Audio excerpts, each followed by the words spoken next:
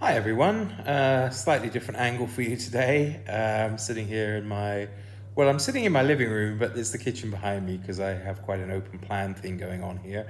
I'm also filming on the iPad, which I'm not used to. So hopefully it's going to be okay. I guess we'll find out as we go along. Hello everybody, welcome to and welcome back to my channel, Book Time with Elvis with me, Mark. And sleeping here on the sofa next to me is Elvis. There we go. So I want to give you a couple of recommendations for books to read throughout November for Dr. November, this wonderful booktube event hosted by myself and some wonderful co-hosts such as Steve Donahue, Greg from Another Bibliophile Reads, and Jim from Mystery and Mayhem. Now the books I'm going to show you are pretty much all of the same series, the Penguin Crime and Espionage series, the Greenbacks, the newer ones, as well as a few other Penguins. I believe all the books I'm going to show you are from Penguin anyway. I've read some of them, but not all of them. The first one I'm going to recommend is actually off the basis of the first 6 or so chapters that I've read, and so far it's very, very good indeed. And it's the first of many by this particular author, of which I've never read before. So these are more suggestions, I suppose, than recommendations. And this would be here, if you can see it, The Mask of Demetrius by Eric Ambler.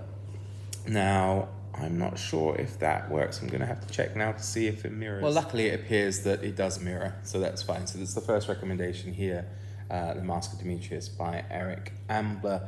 And it is so far very gripping indeed. It follows the mystery writer Charles Latimer, who's traveling to Istanbul. He gets into a conversation with a Turkish police inspector, a secret police inspector, I should say, which then causes him to wonder about a character that was mentioned, a character called Demetrius, and then he proceeds to investigate who this mysterious Demetrius might be, and it's very, very gripping. So that's the first one by Eric Ambler, which, as I said, I am currently reading, though never having read before. So other suggestions I've got, which are also from him, is another one of these new green penguins, which is Journey into Fear. And this one I can read the synopsis to you. It all began when Graham was taken to a nightclub in Istanbul and noticed a man in a crumpled suit watching him. Then he narrowly missed being killed by gunfire on returning to his hotel room. Now, terrified, he has been helped to escape in secret on a passenger steamer home. But although Graham may try to run, he cannot hide from his pursuers forever, and soon he is caught up in a nightmare beyond his control. There we go, Journey into Fear by Eric Ambler. The next one is called The Light of Day, also by Ambler. As I say, the next few will be by him. Small-time hustler Arthur Abdel Simpson ekes out a living in Athens by robbing gullible tourists, but when an attempted theft backfires, he finds himself outsmarted and blackmailed into driving a highly suspicious car across the border to Istanbul. Then the Turkish secret police get involved, and Simpson becomes embroiled in something far deeper and more dangerous than he could imagine. Featuring a heart-stopping jewel heist, this compulsive, morally complex thriller became the basis for the classic film Topkapi. So there we go there. Yeah, The Light of Day. And next up, we have, as I say, these are all suggestions. I've not read any of them yet. Next up, we have this one here, Passage of Arms, also by Eric Ambler.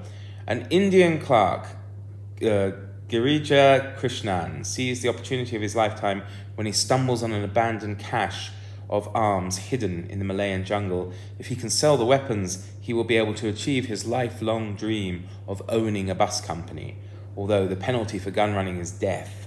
Soon his decision becomes the catalyst for a chain of events involving an entrepreneurial Chinese family, a corrupt colonel, and finally a naive pair of American tourists who find themselves horribly out of their depth. So, Passage of Arms, that sounds pretty good actually. They all do. There's so much to read. I don't know if I'm going to be able to get to all of them this month, but we shall see. Next up is A Kind of Anger. And this is the last time anyone saw Lucia Bernardi. She was driving at top speed away from a Swiss villa, leaving the body of her murdered Iraqi lover behind. Now she has vanished along with a potentially explosive set of papers, and disgraced journalist Piet Maas has been sent to follow her trail to the south of France, but finding her is just the start of his problems. Soon, amid a cast of conmen, secret agents, and revolutionaries, he must decide whether to land the scoop of his lifetime or follow Lucia into ever more dangerous waters. There we go. And a final one of the Ambler books that I've got for you is this one here, which is Epitaph for a Spy. Josef Vadasi, a Hungarian refugee and language teacher living in France, is enjoying his first break for years in a small hotel on the Riviera. But when he takes his holiday photographs to be developed at a local chemist, he suddenly finds himself mistaken for a Gestapo agent, and a charge of espionage is levelled at him. To prove himself innocent to the French police, he must discover which one of his fellow guests at his pension is the real spy. As he desperately tries to uncover the true culprit's identity, Vadasi must risk his job, his safety, and everything he holds dear. Wow, sounds fantastic, doesn't it? And of course, next up is one I have read, and everybody should read, which is From Russia with Love by Ian Fleming. Of course, it's a James Bond novel. I'm sure most of you watching this would have seen the film, even if you haven't read the book, but you should give it a go. You might be very pleasantly surprised. Deep inside the Soviet Union, a plot is taking shape under the fiendish Colonel Rosa Klebb. The Russian counterintelligence organization Smersh are laying a trap that will not only eliminate Bond, but strike at the very heart of the British establishment. The bait is the irresistible defector Tatiana Romanova and a precious coding machine. The weapon is the psychotic assassin Grant, as 007 is lured to Istanbul. A deadly game begins. From Russia with Love. How exciting. Next up, we have two that I have not read, but sound very good. This one seems to be a collection of short stories that I believe are somehow linked. Game Without Rules by Michael Gilbert. This sounds great, actually. In a peaceful Kent village, Mr. Baynes lives with his aunt at the old rectory, where he plays chess and keeps bees. His friend, Mr. Calder, lives nearby with Rassalis, a golden deerhound of unnatural cleverness. No one would suspect that they are in fact working for British intelligence, carrying out the jobs that are too dangerous for anyone else to handle, whether it's wiping out traitors, Soviet spies, or old Nazis in these gloriously entertaining stories. So that does sound a treat, and I might really have to try and get to that. And next up, we have a book by Anthony Price called The Labyrinth Makers. Is it Makers? I've got it mirrored, you see. Unfortunately, I can't quite read it. The Labyrinth Makers. An RAF Dakota, presumed lost at sea during World War II, has just been discovered at the bottom of a drained lake over 20 years later, complete with the skeletal remains of the pilot and a strange cargo of rubble. Why are the Soviets so interested in it, even attending the dead man's funeral? Why has an unassuming civil servant, David Audley, been tasked with leading the investigation? And what was the plane carrying that someone will kill for? Sounds awfully exciting. And the next three I have read, all of them, and I can recommend them. First up is The Night Manager by John le Carré. Jonathan Pine, night manager of the luxury Swiss hotel, has a secret.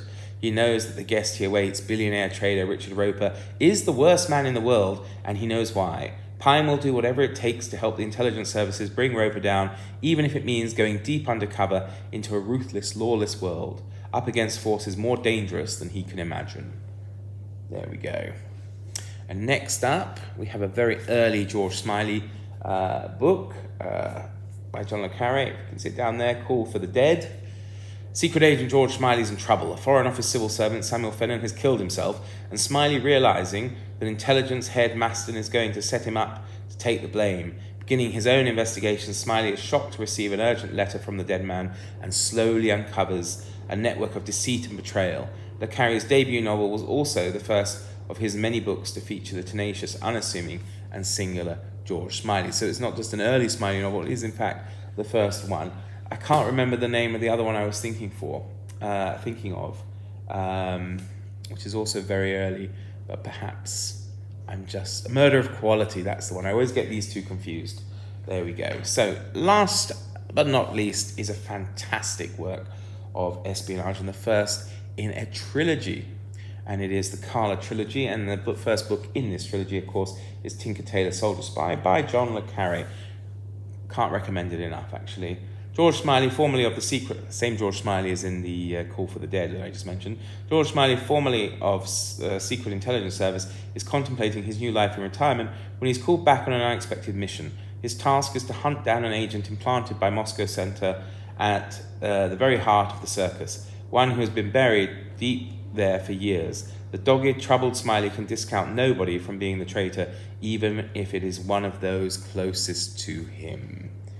It's a fantastic book, fantastic old 1970s series by, I believe it was the BBC, I might be wrong, which is, I think, available on YouTube to watch. So if you don't want to read the book, although you could watch the series as well. It is great. So there we have it. Those are some recommendations and suggestions for reading in Dr. November. I will try and come up with some more, and especially some non-fiction as well.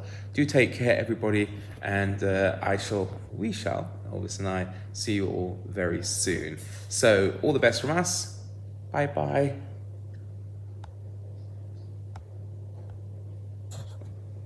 Oh, doesn't seem to want to stop. Do I cut it out or not? No, I think I'll leave it in. Take care, everybody. Bye-bye.